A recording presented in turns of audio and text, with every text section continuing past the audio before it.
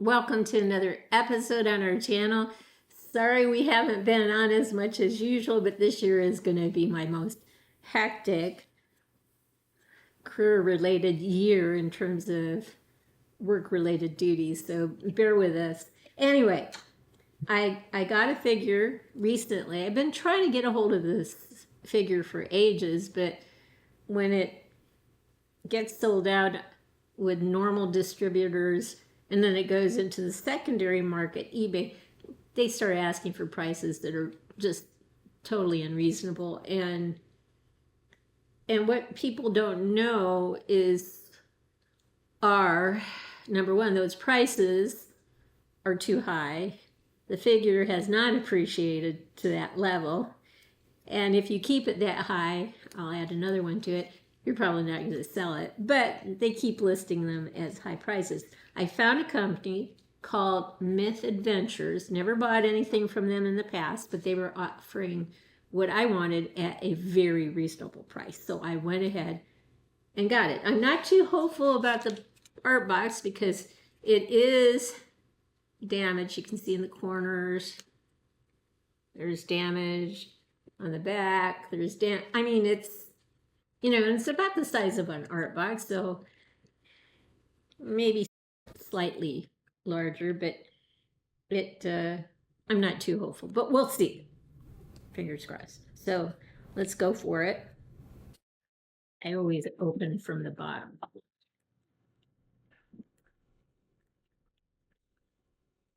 All right. So they do exist and they do send you their figures. And I don't know what it really looks like yet in terms of an art box because it's in plastic, but it is Thor, Love and Thunder, and Valkyrie. So let me open the plastic and let's see what we have on the inside. Oh, and now I think little Miss Evil is deciding she wants to come and check things out. All right. Little Miss Evil, move your tail. Thank you. Okay. So, oh my gosh, really?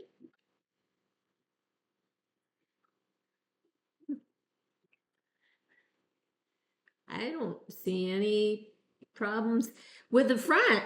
And really, that's all I hope for these days is no problems with the front. But my gosh, oh, there's a little tiny, you can't even hardly see it. You might not even be able to see it at all, but it's a tiny ding there. I'm impressed. My gosh. Given the dings on the box and the fact that there's no wrapping on this figure at all, it isn't a Hot Toys. Oh no, it is a Hot Toys box. So the Hot Toys box did it. Wow. Okay. And I actually like it when it opens this way. You don't have to remove any tape. Oh my gosh, I'm in heaven. Oh, look what they did. They put a plastic liner here. And that may be becoming the future, which initially I would say I'm not happy with it, but it is hard to ding these things up.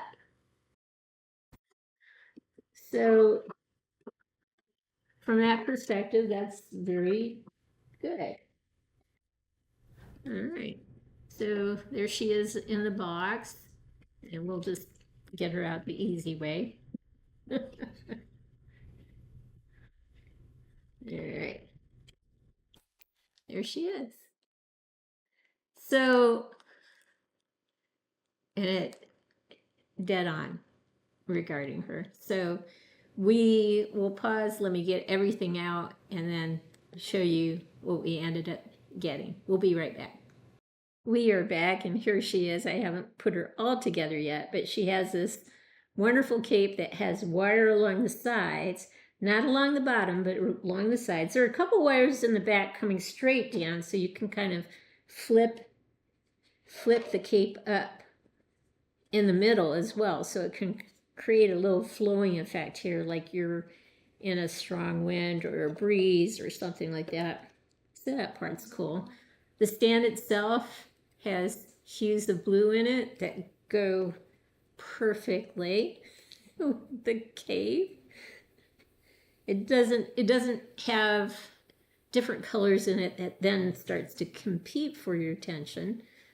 You guys know me by now. I really hate stands that compete for your attention compared to the figure. So that part's good. It comes with Kong's mask. And I was tempted to put it on the front of the face. It has a magnet on it. Don't do it. It's too tight. You'll probably scratch the face. It goes on the back. Just attaches there in some way if you want it there. I personally probably wouldn't even put it on her. So Kong's mask. She's got 3 sets of hands, one set of relaxed hands on her. She's got 2 fingerless gloves that are fisted. So, you know, if you want the power look, there you go. These are fingerless gloves as well, as are these gripping hands, fingerless gripping hand gloves. So if you want to use her daggers, you can use the gripping hands. Here are her daggers. Or you can simply put them in the sheaths on the sides of her legs. There you go. They're plastic, as are the sheath and the sword, but they look cool. It'll go somewhere on her left side. I'll have to figure out how to attach it, but we'll figure that part out. It has she has a portable speaker, which has touches of blue in it that perfectly match her cape. You know me and about matching colors. She had these rings, and I didn't, and they're connected. 2 rings, 2 sets of rings. You can probably see it better against my black shirt. And I didn't know what it was for until I saw some photos of her, and it goes on her right elbow. So we'll put that on.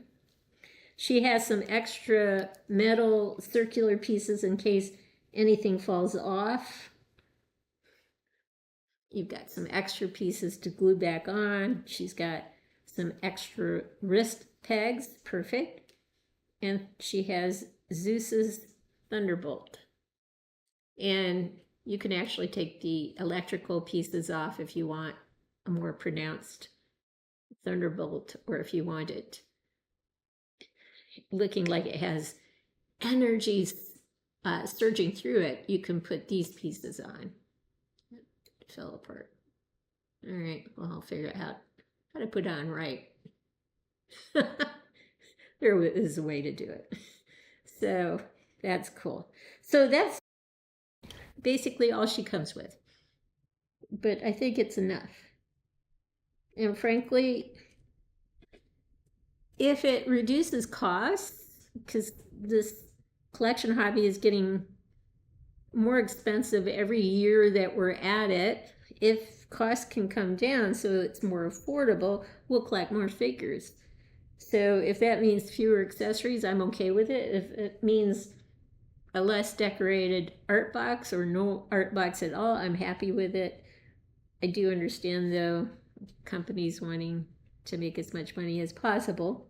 So if they do make cuts to the production process and can still make the same amount of money, they probably will. But she looks absolutely awesome. And Hot Toys does capture facial features wonderfully. So we'll pause now and do some close-ups. Let me get her decked out the way I want her decked out, and get some close-ups from the bottom of the stand all the way up to the top of her head. We'll be right back. So here we are at the bottom of the stand. It's a wonderful stand. Valkyrie is very prominent on the front part of the stand. You can see Kong's mask on the left side, and it's very detailed. Just please don't forget, do not put this on the front of her face. The magnet, this mask goes on the back of her head. The boots have shades of silver in it, and you're seeing 3 colors basically in her outfit: black, silver, and blue. As we move up, you can see the bottom of her shirt starting to show the vibrant blue cape, the fingerless black gloves. You can see the rings on her right arm, and then those wonderful facial features coming into view. Another wonderful head sculpt by Hot Toys. We'll pause now and do some side-to-side shots. So we are back, and we'll just do a quick side-to-side shot. What's nice is that she has strands of hair. Actually move around. There's two sets on each side. Very nice. And on the inner part of this arm, there's a tattoo. It's kind of a nice effect there. You can see where I put her sword and sheath.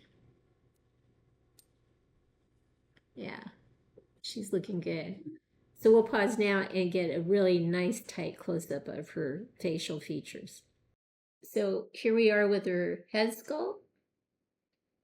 And you can see the 2 strands of hair coming down.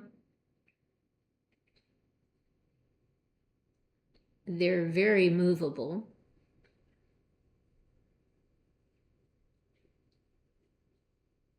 But this is a tremendous head sculpt of Tessa Thompson. So let me tell you a little bit about Tessa Thompson, who portrayed Valkyrie in Thor: Love and Thunder. Her father was Afro-Panamanian. He was is a singer-songwriter. The mother was an office administrative assistant, painter, and worked with clay, pottery. They actually divorced when she was a child, and she spent most of the year with her mother and summers with her father. She has 2 half-siblings on her father's side. Her younger sister, it's a younger sister and a younger brother. Her younger sister is a singer-songwriter. Her younger brother is a production assistant. She was noticed, from what I can tell and looking over the internet, while she was walking down Hollywood Boulevard with her father, Mark Anthony, her mother, Maria. But it was that day, in time, just walking with her father, that she was discovered. She became visible in an episode with Cold Case, 2003, and then got into other movies along the way. Probably the most notable, Thor Ragnarok in 2017. We have Avengers Endgame in 2019, and I'm still grieving about that one. It doesn't seem like it was that long ago, and yet it is. 2019. 2023, Thor, or 22. Thor, Love and Thunder. And this is where this figure is coming from. I believe it's 2022, yes. She was in Men in Black, International, 2019. Same year, she was the voice of the lady in The Lady and the Tramp. So that was 2019. 2020, she had the main female starring role in Sylvie's Love. And Lady and the Tramp and Sylvie's Love, I just saw the trailers for both of those movies, and I want to see both of them. Just The problem is having time to see them, but they both look good. In Sylvie's Love, she falls in love with a man who plays a saxophone, is invited to go on tour with them to Paris, and she can't, and so they break up. And then it follows her life and what she ends up doing. She becomes an assistant to a producer, and I don't know what else along the way, but she gets married, and eventually, you know, they're going to cross paths, the former lover saxophone player and her. So I don't know how it turns out or anything, but it looks very interesting to me. It looks like the dialogue is well written. Let's just put it that way. So I would love to see it. So Sylvie's Love, she was in Westworld from 2016 to 2022. So that ran a number of years, and she was in that one. The Marvels, she was in 2023, and of course the Thor related movies and the Avengers Endgame movie. So she's played very strong roles. She grew up biracial, of course, and also came out as being bisexual, and has performed really strong roles throughout her career thus far. So I've been wanting to get this figure. She reminds me actually of the facial features of Eartha Kitt, and seeing her up close, she really does look like Eartha Kitt. This head sculpt is top notch in terms of course, looking like Tessa Thompson, but it's amazing how much she looks to me like Eartha Kitt. So anyway, here she is, Tessa Thompson from Love and Thunder, Valkyrie. I forgot to mention that she went to Santa Monica College and studied cultural anthropology. Her end goal was to become a lawyer in time. So, you know, she is no doubt a very smart cookie. Decided to go into acting instead. Anyway, here's one last look at Tessa Thompson, who portrayed Valkyrie in Thor, Love and Thunder. I hope you've liked what you've seen. If you have, consider giving us a thumbs up and subscribing to our channel. In the meantime, don't forget to enter our giveaway gift process. It's coming to an end at the end of this month. So if you want to enter, just put enter or entry into the comment section in capital letters so we don't miss it. All right. We'll provide a list of the names in this episode of who has signed up for the giveaway gift process. It can only go to people in the United States, Mexico, and Canada. So if you're in a different country, so sorry, it's going to cost us an arm and leg to send it, so we can't quite do that. So, but those 3 countries, including ours, will work. So don't forget if you want to enter. In the meantime, everyone, have a great day.